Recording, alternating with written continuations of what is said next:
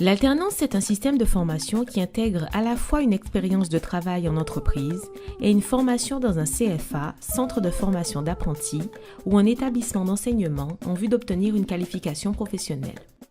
En Guadeloupe, on compte environ 2000 jeunes en contrat d'alternance répartis entre 7 CFA et 6 établissements d'enseignement pour 1900 entreprises d'accueil. Ces jeunes sont salariés d'entreprise et couvrent 70 métiers environ.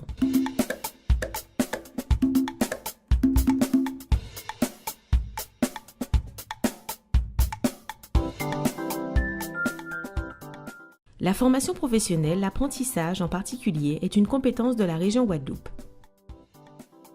La formation en alternance constitue une solution efficace pour l'insertion professionnelle des jeunes Guadeloupéens. Elle peut prendre différentes formes. On peut parler de contrat de professionnalisation ou contrat d'apprentissage. Et la région Guadeloupe, par son président Victorin Lurel, soucieuse d'assurer une meilleure insertion professionnelle des jeunes Guadeloupéens, souhaite mieux sensibiliser les entreprises à ce dispositif et renforcer l'accompagnement des jeunes en apprentissage durant toute la période de leur contrat. Aujourd'hui, la région Guadeloupe a beaucoup misé sur l'apprentissage et de ce fait, nous avons confié à notre opérateur, la plateforme de développement de l'alternance, la PEDAG, nous lui avons confié une mission. Sa mission, c'est qu'il est l'interlocuteur privilégié des entreprises dans le cadre de la recherche des places pour nos apprentis.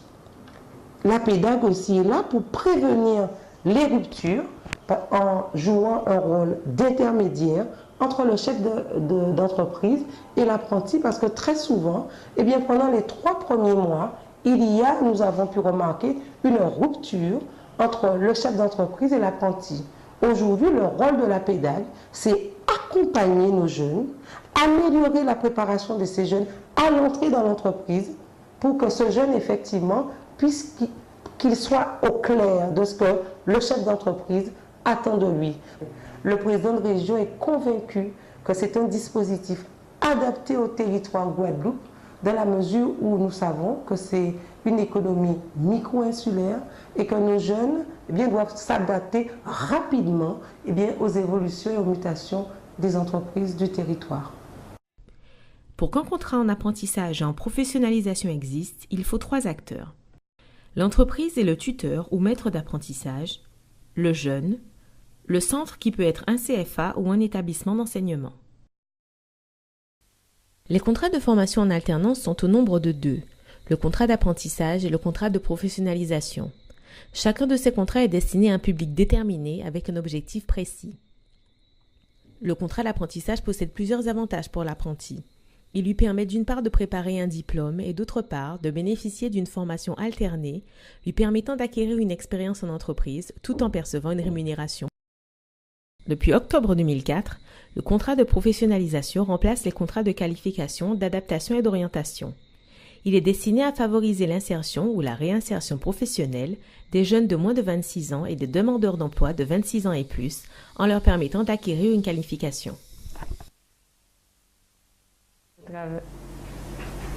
Je travaille dans une boulangerie qui approvisionne les collectivités, les écoles, les mairies et divers autres clients.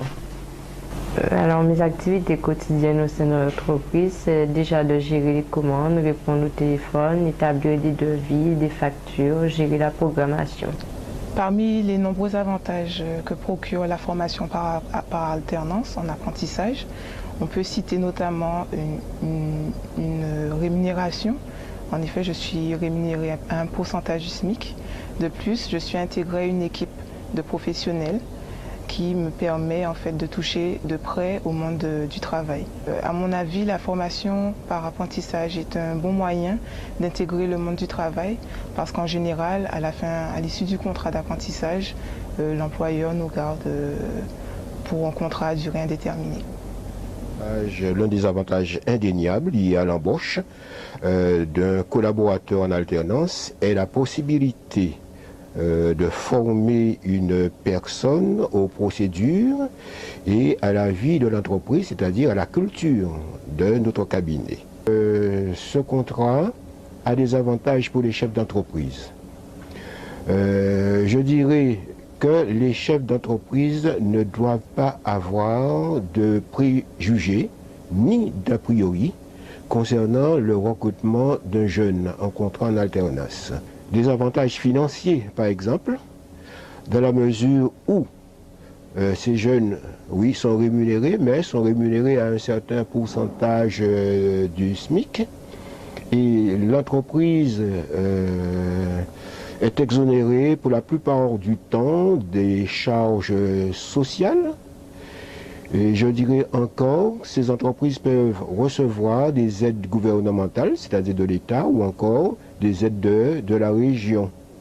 Et d'un point de vue fiscal, le salaire peut être défiscalisé dans la mesure où le chef d'entreprise peut disposer d'un crédit d'impôt de manière à atténuer le coût salarial procuré effectivement par l'embauche de ce jeune. Moi, j'ai fait le choix de l'alternance. Moi, j'ai fait le choix de l'alternance.